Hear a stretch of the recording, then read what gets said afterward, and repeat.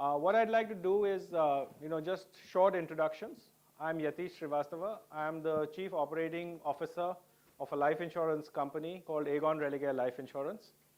Apart from my operational functions, I'm also double hatting as the Chief Marketing Officer of the company. In fact, that was my original title, and I became Chief Operating Officer somewhere along the way. Our discussion today is really on omni-channel marketing, what it means, what are the challenges that stand, and I think we've got a bunch of people on the panel who are really well equipped to talk about this because, things are changing rapidly. But before we get on with what the panelists have to say, if they could introduce themselves quickly so that you know who they are and what they do. And so can I start with Berlinda? And you guys will have to share the mics around a little bit. We've got two between the four of you. We've got one more panelist joining who's stuck somewhere in the traffic outside. So that's the physical hazards of the space. Belinda, over to you. Thank you, Yatish. My name is Belinda. I come from Singapore. I'm head of planning for Epsilon, a CRM company, if a lot of you don't know. Just to introduce myself, I have, without revealing my age, more than 10 years of experience in CRM, database marketing, and that's where my core experience is. I started out as a client on the client side, running loyalty program for ExxonMobil, petrol retail program. I do a lot of work for retail as well, fashion brands. So my core expertise is really in loyalty marketing, managing CRM program, for hospitality like SPG programs. I just mentioned to Asha, I was running the Pampers program in Japan. So all over Southeast Asia, Pacific, that's where my marketing experience is, as well as I spent 2 years in China, heading up an agency office there, so I have a lot of China experience as well. Yeah, so thank you. Thank you for having me here. Can we have a hand for Belinda?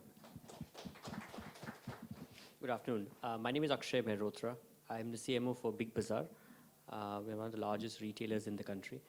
I think we've seen our journey happening from a most traditional brand, really saying how does it really compete with the space about online, as well as how do you behave and how do you get a customer to really engage with you and really behave modern. I think the journey is really in the space where consumers today are looking for more ways of talking to brands, and I think that's the type of roles which I like to do. I've been in retail for a few years. Before that, I was a part of an online startup. And earlier, I was also doing insurance marketing like Yatish is doing. I think it's an interesting mix. I've seen all three sides, very boring financial products, very interesting online spaces, and very real retail. I hope that the audience is able to get some inputs today basis my learnings. Thank you. Hello, I'm Abhineet Sawa from Jabong.com. I am Senior Director at Marketing at Jabong. I look after primarily the CRM, the mobile marketing, and a lot of performance marketing at Jabong. Prior to that, I have 7 years of consulting experience across a lot of BFSI clients, some in US and a few in India. Worked a lot on the CRM side in my prior roles. Right now working with Jabong. Right. So thanks all of you for being here, and I think we're really looking forward to learning from your vast and varied experience in different fields. So I think the key challenge that faces us when we talk about omni-channel marketing and what we want to do about it is that I think the proliferation of digital consumption has has made sure that the marketer no longer controls how the customer reaches you, right? It was otherwise a very classical, I would advertise and then I would walk into a store and buy the product. And it was, in a way, a fairly linear customer journey, right?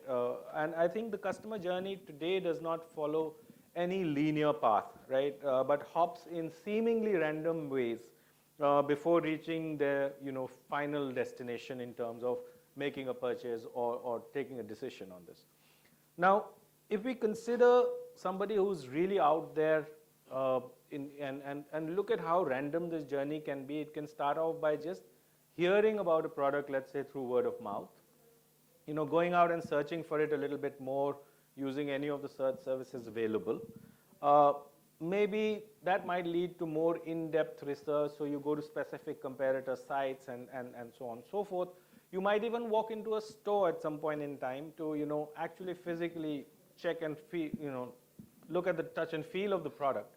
And then you may decide to either buy it at the store, but looking at the fact that it might be cheaper online, you might actually transfer your journey back into the online space and go out and make a purchase, right? Now, and there are many, many iterations in between of various things happening between people.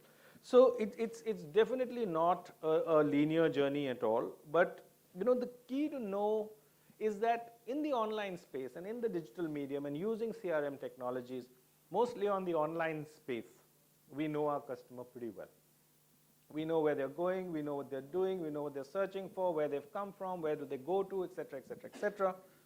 But unfortunately, all of this knowledge seems to kind of vanish into haze when he or she walks into our branch, walks into our store, walks into our restaurant, or walks into a hotel, because suddenly we have no means of identifying them. There is you can't put a cookie on a person, so it becomes really tough. And then what really happens to the entire omni-channel experience, as we talk about, it throws up hell of a challenge. So Belinda, what's your view on this? I think you threw a very interesting question on this. Two points I think I want to bring up. So I was doing a bit of digital work, analytics side. In the digital world, sometimes it gets very tunnel vision. So we will work with clients who just hold the digital budget, and they have a lot of challenge to fight for their budget. So a lot of time they've been asked by their headquarters or head office justify, why do I need to spend $1 million on digital? Why do I need to buy an online banner? Try and convince me what's the conversion rate, right? But maybe, okay, as an example, this is for a hotel client. So we're buying online ad for them. So, but you're telling me there's a conversion rate of X%, but how can you fully attribute all of that conversion to seeing the ad that's online, right? It could be seeing the hotel facade, the branding, or the branding that's on the magazine, right? There comes the challenge, right? So the sad thing about it is what you can't measure, you can't report the ROI.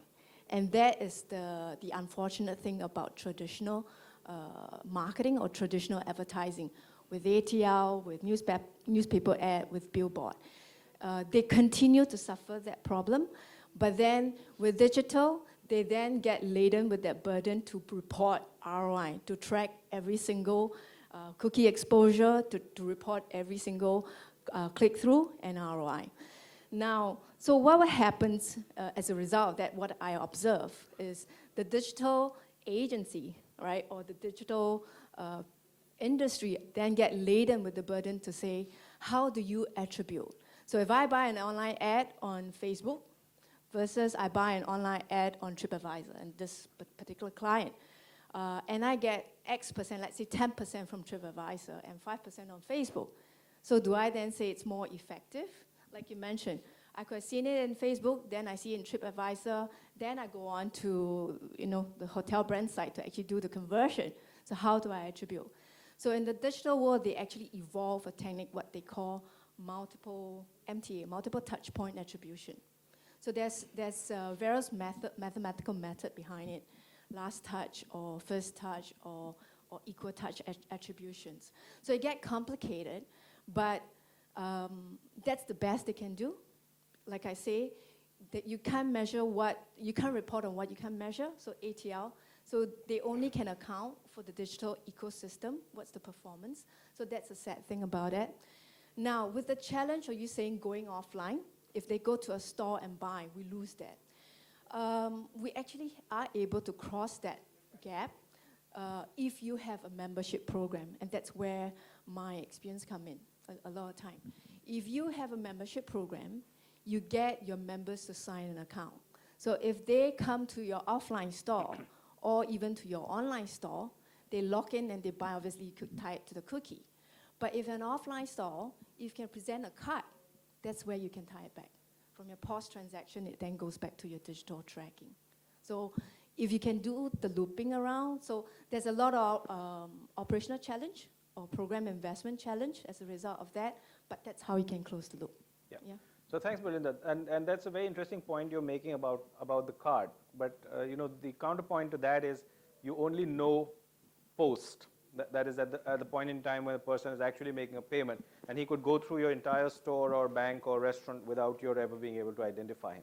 So that's a good point. Actually, you've kind of worked, you know, in multiple spaces. You've been at the hardcore face-to-face selling model of the life insurance business. Then you were in an aggregation business which was, you know, where the fulfillment side of it was largely online. And now you're working in, as you said, the real retail business where, you know, the daily footfall is really what counts. So how do you actually look at this entire omni-channel experience? How do you mesh your digital world with the world of real retail? And we'll come to Abhineet later when we talk about e-commerce on the other side. So I think I'm going to put up in a very interesting way. See, if you all remember traditional marketing, someone came with a brilliant idea, and we all took a leap of faith. Let's go behind that idea, some little bit of research to prove our idea worked, and we left it a leap of faith. Right? Let's give an example of a Cadbury. Kuch meetha ho jaye had to be launched. Someone gave it an idea and say, let's make the best TV advert and let's run with it. Now, suddenly take it to online, you start putting up caveats like, okay, who are the people who are searching to eat something sweet? Then are they in the lunch hour, I'll target them, or the evening hour, I'll target them. Suddenly we start inventing too many new principles to really believe that answers will come in and you can attract the customer. I think Linda says a very good point. I think 50% of marketing is faith. And when you go online, I think we make it 2% faith, 98% measurement. But if you follow the same rules, right, people, if you look at the new answers are lying socially, right, people are engaging with brands, consuming brands in their lifestyle, and they start putting recommendations, start looking at buying. Now, yes, it is measurable, right? And if you look at, there is life beyond the loyalty card, right? There is going to be a percentage of sales coming from loyalty, and you can use various programs to deliver more results.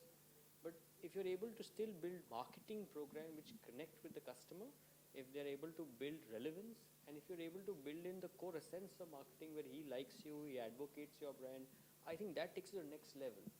Right? Now that's one part of it.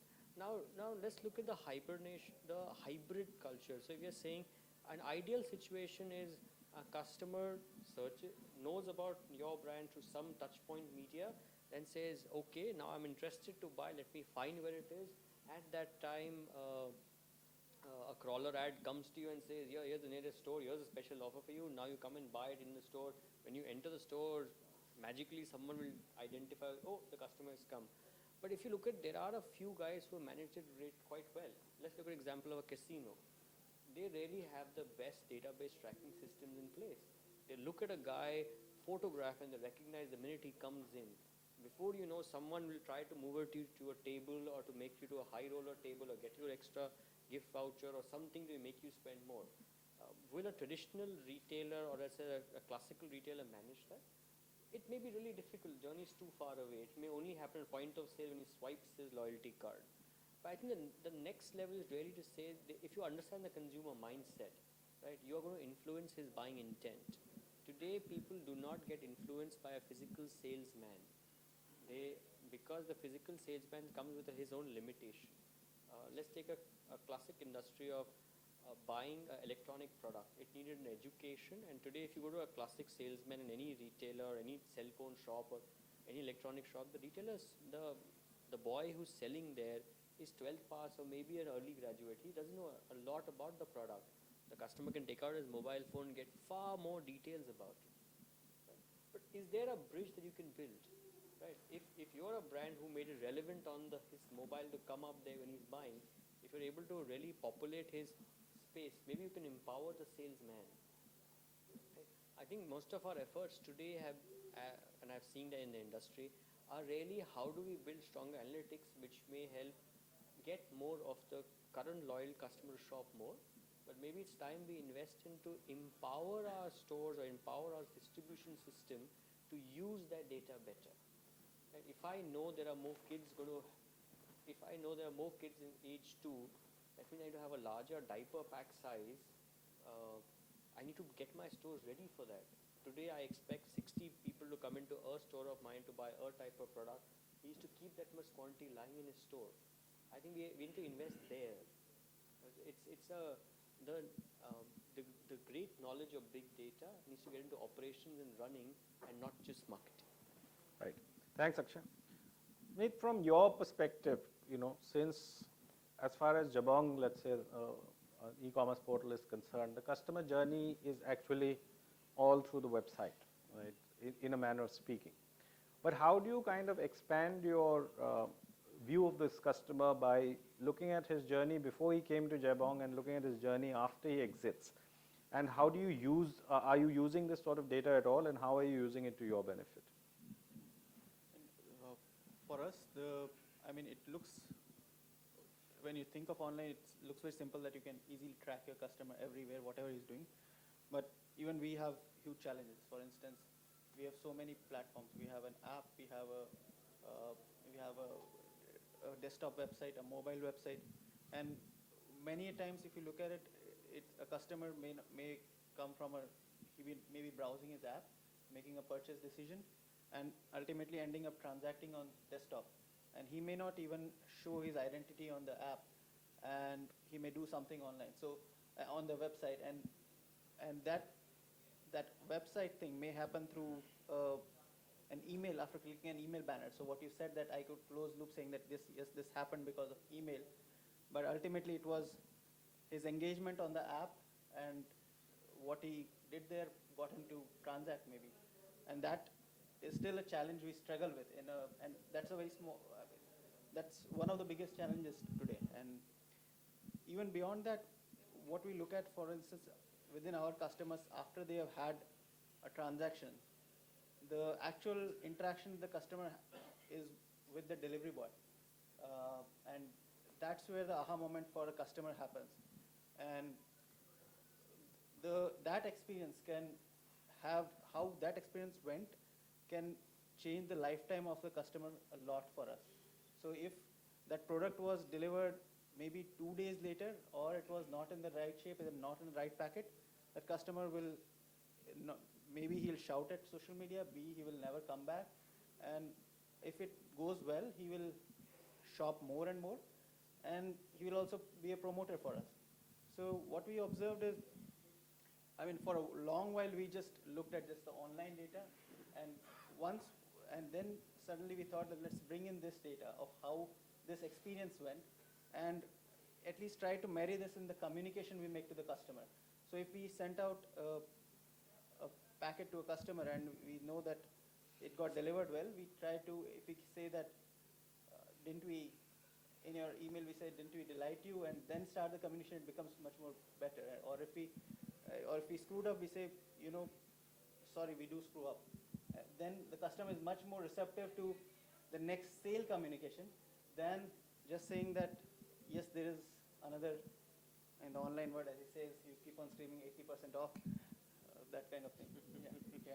No, so you're making a very interesting point, and I just want to stay with that for a moment, is that what are you exactly doing, for example, because you say that the experience till the shopping point is on various applications, but they're electronic and hence easily trackable, and then it moves into a very human interaction of the delivery boy. So do you actually track it in a systematic manner? How do you create the experience? So far, no, we're trying to build it into the system, and many times it's a third-party system that's doing the delivery. Yes. So, and it's very much unstructured to get that data back into it.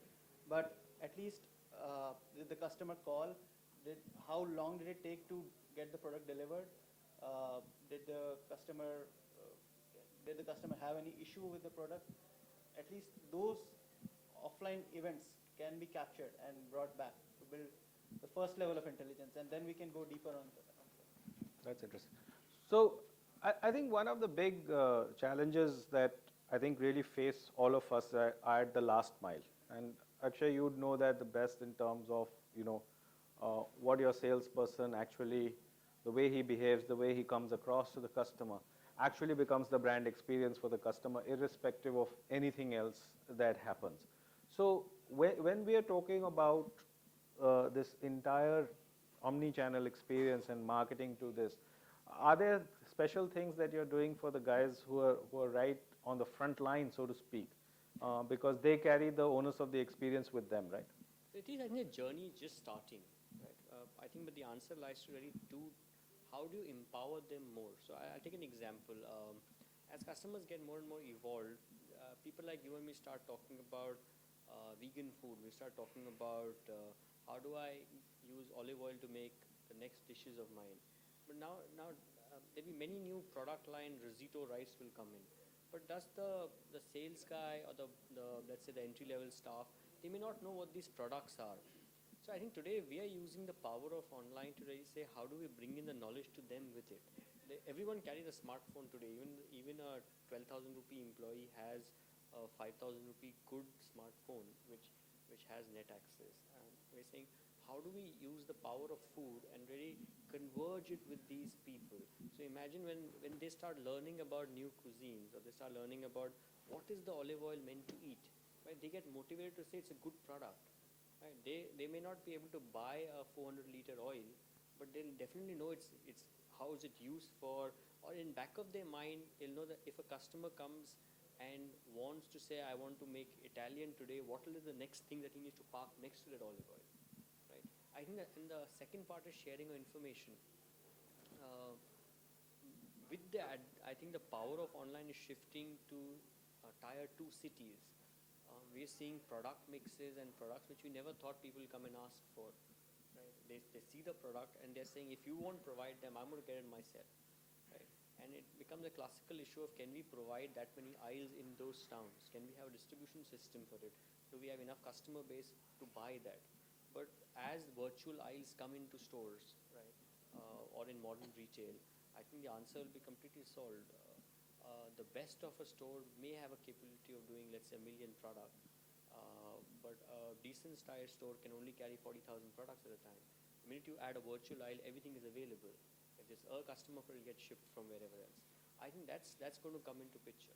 So one is stores will behave much larger. So you may have a smaller store behaving as larger than life.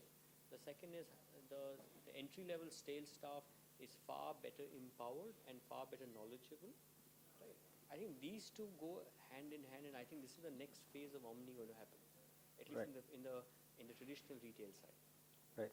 That's interesting, and I come back to Berliner, and from what Akshay is saying and what we were talking about, the last mile experience, really still being very human, and we know that the self-learning customer, by the time he comes into the store, knows a lot about stuff, and which is possibly beyond the training capabilities of any organization to train the front line to handle all those queries, right? Are there, in your international experiences, so I know Drayton kind of ran down content in a way in the morning, but in a way of saying that, can we create a human digital interface at the store? And do you have any such experience where even if the salesperson doesn't know, then he can tap the customer into the digital interface and get stuff going? I wouldn't go into the salesperson or on the floor retail sales experience. But I mean, when both of you would bring up the point, I think what dawned on me, or where I see the difference, is there's marketing and there's customer service. So I think a lot of the last mile that you guys were talking about, the human touch, marketing can do better than customer service, because that's the personal touch, that's the face-to-face. I always tell my client and my team, what I do or what we do are just marketing communication. We are in mass communication, and that's two-dimensional. We're talking on an email, on a content website, or a DM, right? But when the customer is in the store, right in front of a salesperson or promoter, that's tactile, there's facial reaction. You cannot beat that.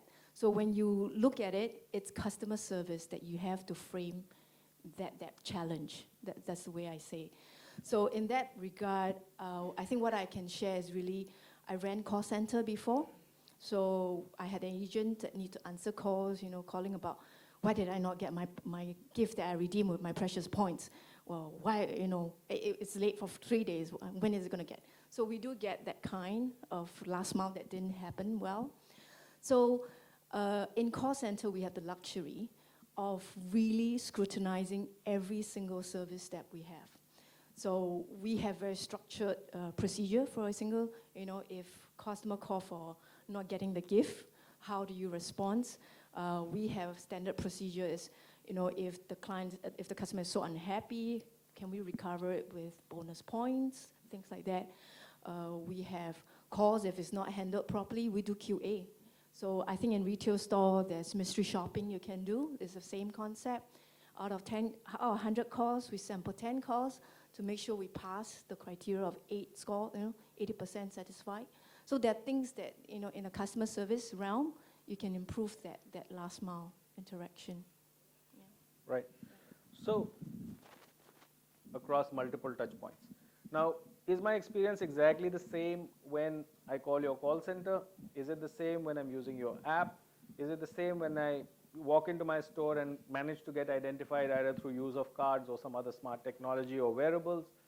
And is it the same when I'm dealing with you on the net or through digital medium? So how does one really, as marketers, and today the intersection of marketing, technology, experience, it's all kind of coming together in a way. So what are the challenges that you face in delivering a consistent experience? Berlinda, from your point of view, how does this work?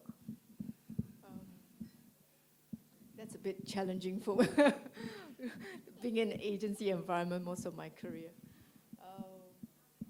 I guess I can share my experience as a customer, I suppose. I guess one example I can raise is Singapore Airlines.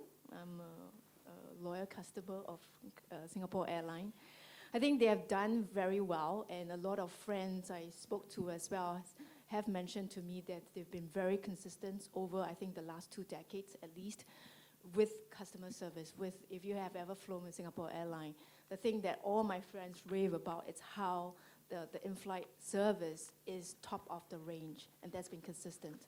And then if you do go to Changi Airport, Singapore Airport, to do check-in, again, it's seamless, it's quick, it's fast. If you are a Solitaire member, there's actually private check-in lounge, private exclusive entrance. KrisFlyer as well, you get exclusive experience. So there has been, I think that's really one of the best run brand in terms of consistent experience and customer service. Although in the last 1 or 2 years, their meals has deteriorated. That's a lot of my friend has fed back, but that's about the only thing that has deteriorated over the years. So that's. Akshay, would you like to share your experiences on this? So I think customer service and how do you make it, or how customer experience really having seamless boundaries, it's really difficult. No, I'll tell you the reason I'm asking this question, because all the marketing you do at the front of it can actually just get completely undone through at any one of these multiple touch points that you have. And which is why, while we are talking about omni-channel marketing per se, I think it includes the entire experience, because as Abhineet also said, if the guy has a lousy experience even with the delivery boy, then it impacts his return to their e-commerce portal. So I think it's about really I think let's look at 3 ways. One way is really to say that every touch point looks, feels, transact identically. Right? I think in some ways things which are fully controllable can be your website, your mobile app, or your mobile website, and to some extent your physical store can all look similar and have similar action elements or reaction when it does. But then comes the ground reality of a physical product, limitations. The customers can walk in. Your website showed me a green colored shirt in size small. You don't have it in this store. But that's going to be really complex, because he may have saw it 2 hours before and someone in between came and bought it. Right. Now, do you want to make it that real time? Oh, you saw the green one, it tells you, oh, sorry, sold out, don't go to my store. He may like the blue one also when he comes there. So it's really about how do you bridge that answer. I think we have to take it with the 50% pinch of salt and say there are some non-negotiables. The primary part of really to say journey has to be exceptionally well controlled. All touch points have to have a similar impact, performance level, and really have the right amount of inputs gone in for it, but at the last mile, you have to allow some amount of freedom to happen. There would be mistakes. I think Abhineet said a very good point. You know, galti sabse hoti hai. Right. Don't worry about it. Say sorry, and people get it. Right? But I think if he sees a large number of consistent behavior, he's not going to have the problem. If 9 out of 10 is good, he's got a good experience.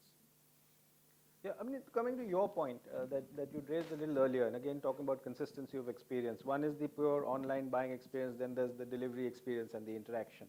And some of this is not in your control. Now, one of the things that what you said kind of resonated with in my mind was that if you've had a good experience, that's great. If we've screwed up, I'm sorry we've screwed up, and kind of look at that. So how do you kind of use even a bad experience? What are the steps that you take to enhance your response so that you win back the customer? Firstly, it's still in very nascent stages what we do. Although we try to do, I mean, a few things, right? For instance, when a bad experience happens, it happens. We record that at 2 or 3 touch points. One, the customer talks about it in social media. He or she talks about to customer care. At times at the customer care, it has been mostly about if it's a problem, we generally accept that and we say that it's something we try to really apologize, and if it doesn't work out, sometimes it ends up going to the really sorry for that. Saying that maybe there are sorry coupons. That's one way of doing it. I mean, it's not a nice way, but that's one thing we do. What we have observed at times sometimes on our social media site is there was a case where we did a sale and the products got stocked out, and the customer started complaining that it wasn't a real sale. We didn't have products at that price, and we were just about to come and say that yes, we did everything right, and we noticed that some of our customers, they started posting, no, it was actually a genuine sale, and it really went well, and we have had a good experience. So the learning for us at that point in time was, at least on that channel, just hold back a little before we step in. When we step in saying it was genuine sale, the customers start saying, they take it as probably a defensive approach. But when other customers started defending us, it took a really nice turn for us, and it was a learning for us. And we then started, whenever we planned such campaigns, when we anticipated something like that, we always tried to reach out to those customers and say, if you had good experience, would you like to share it? That also helps a lot. Yeah. So just, I've heard some bell ringing somewhere, so I presume we are coming to close of this panel. But from an omni-channel perspective, Berlinda, top 2 challenges facing marketers. I think like what Abhineet mentioned before, now there's emergence of mobile phone, mobile app, social and all that. Could you really uniquely identify a anonymous cookie together, to a mobile device? That's one of the challenge. Regardless, that really does open a lot of new opportunity in terms of acquiring new customer and a lot of measurement that in the past we never had, right? So, but with that, I'm very sure in the next 5 to 10 years that technology barrier will be overcome actually. Yeah. Because from what I've seen in the past 5 to 10 years, we have done so much in the digital space in terms of evolving its technology. So many new things has been developed and invented in the last 5 years. We never know about cookie 10 years ago. Now we keep talking about cookies and tracking of cookies, right? To no end. Right, in the next 5 years, I'm sure we'll figure the way out to tie it all together. But that's really the key challenge for digital marketers today. Yeah. Akshay, your top 2 from an omni-channel perspective. So I think the most important would be the game change is happening. It's not about the product and availability. With Omni coming, it's available somewhere. It will come to you that time. it's really about the equation of every customer is unique and his requirements are unique. I think how do brands really put that in the omni-culture life? Because now he's going to start engaging in multiple touch points. The product will come from somewhere else. It's not about the product and price. It's about personalization. I would say that's the most important part of how do we build in personalization within omni-channel. Yours, Abhineet? I think first one is that identifying the customer across different touch points. Although the cookie and everything is evolving, I think the fragmentation will continue, and I think with the smart watch or the Google Glass and everything coming up, it's going to get even complicated when people start shopping on TV or refrigerators, whatever it comes in. So I'm not sure whether we are close to that solution yet. And the second problem is, I think you mentioned that it is maintaining consistency of customer experience across different touch points. Whether he saw an email on his mobile phone, and whether then he went to the website, does he get the same offer or the same communication? Is it reflected there? Or again, when he goes into his app, is it still there? Or making sure that we don't send him something like multiple communication through multiple channels on the same topic if he has already got that communication. So I think that those challenges remain. So I'd like to end up with asking you, in your view, your personal experience, best omni-channel experience that you've had. It can't be Jabong apart from that. I really like Amazon on that front. I used to shop from Amazon in US, and when I came back to India and started shopping, they didn't have a separate account for me. I linked that back to the same account, and I could feel some of the preferences it had sensed from there, and was still keeping it reflecting it there. So I like that. Akshay, your personal? I'll give an example of Macy's. Not use them, but the experience which they talk about, I think, is very unique. To say a customer in the neighborhood searching for a product which may be available there, and how they're able to target, how they're able to bring their experience come alive for him. I think that's really unique and right space. I would say that's the best example I've seen. Belinda, aside from Singapore Airlines. Not Singapore Airlines. I'll move to China now. Are you familiar with WeChat, equivalent of WhatsApp? Yes. So this is my experience in China.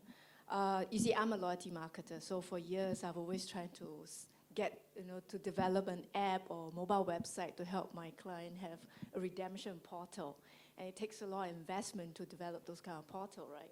So what happened is a bank in China, it's called China Merchant Bank. It has points. So, and under WeChat concept, you can actually set up a account with China Merchant Bank. So through the WeChat, which is basically like a WhatsApp, right? They built in feature to allow me to check my point balance. So from a WhatsApp equivalent, or WeChat, it went to the bank and pulled my point balance. Not only did it do that, it allowed me to redeem a Starbucks voucher. So the Starbucks voucher came to my phone. So this is not a bank app, not a bank website, it's WeChat. Right?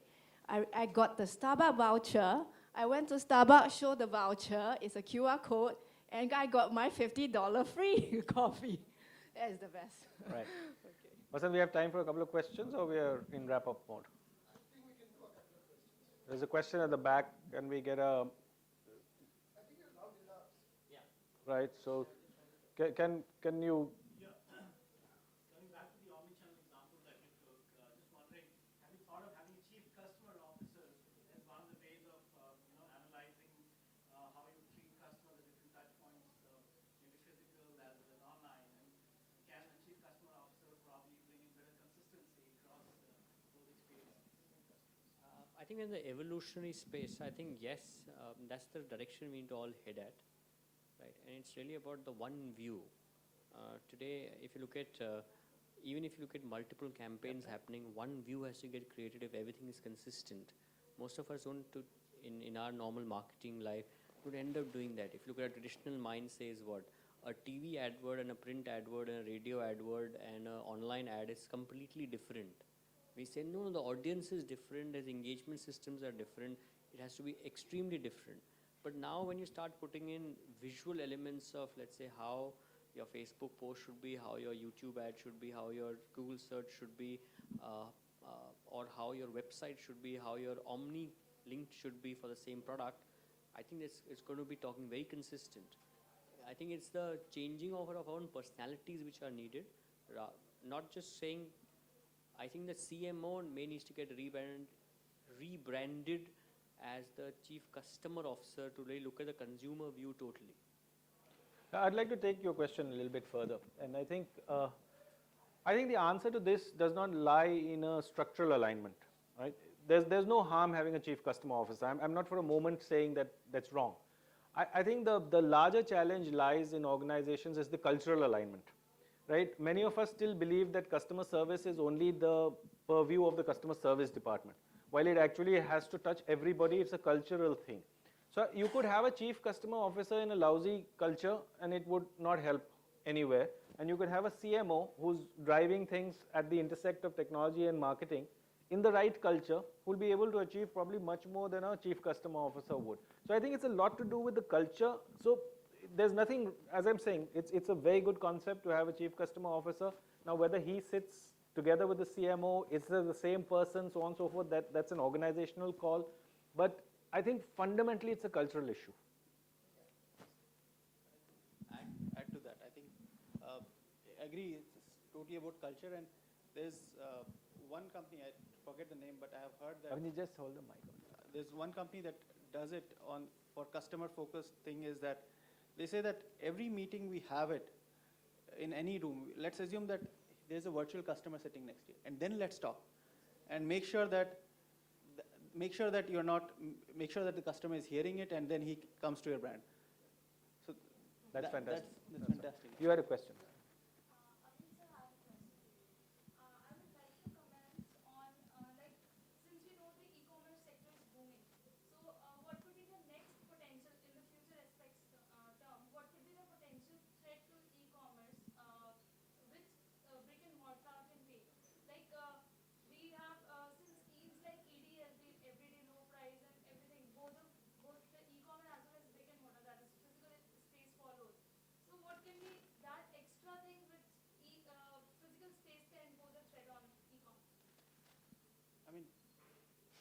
Today we are very small, so it's not that we don't. It's a we have to penetrate the market. That's how we think. It's very tough for many people. Still don't buy clothes online from us because they still cannot. So in terms of threat, maybe you can answer that question better actually. So I would say put it like this: modern retail is only 9% in India. There's still 91% left. There's enough to grow. If let's say the online industry is now worth $4 billion, right? I think that's still not. It's not yet crossed 10% of that 9%. The market has to grow. Consumers are looking at buy more. There's enough market for the whole space, right? I think it's about people looking for more value, right? And people looking at democratization, right? Value is always going to be in first mindset and problem. The second is democratization. I think look at an example of Jabong is a democratization for anyone in the country capable of now buying any fashion brand. They have the democratization can happen at multiple levels. One is pricing, one is availability, right? I think both have to go hand in hand, right? The same is actually happening in a traditional line also. Let's give an example of food. People wanted to buy premium food products, right? When a modern retailer opens up next to a kirana shop, he doesn't offer the same product. A normal kirana shop may be offering 3,000 SKUs, but this guy will offer 40,000. He'll give the whole range. He may get you rice from 17 locations and say I have rice of every part of the country available. I think that's the change which happens. So there's a market to grow. And the growth lies there. Are you a student, ma'am? Yeah, so just to take over on that point, I think it's not, we are always seeing these in either or situations, right? And I think a lot of digital marketers are pretty much responsible for this when they came out with, oh, we can measure everything and we'll kill television and we'll kill press because you can't measure that and so on and so forth. That didn't happen, right? Today everybody coexists. And I think it's about the fact that in a country as vast and diverse as India, we'll see all levels and all channels, right, continuing to operate. And the proportions of or share of each channel may vary over time, but nobody is going to go away in a hurry, right? And I don't think you should see it as a threat situation or a crisis situation for anybody in that particular space. Of course, there are challenges that every new channel throws up, and everybody responds to that, right? So when Big Bazaar came for the first time, everybody said, oh, the Kirana shop is dead. The Kirana shop is thriving, flourishing, thanks to Big Bazaar has started. The variety of stocking, as Akshay said, has changed, right? That's their response. So every ecosystem will have a response, and I think everybody will find a balance. I don't think it's not like, one is going to slaughter the other. Proportions and balances will change, but they all exist. So I'd like to thank the panel. I think it's been a fabulous discussion. Thank you, Abneet. Thank you, Akshay. Thank you, Belinda, for being here. And thank you all for being a lovely audience.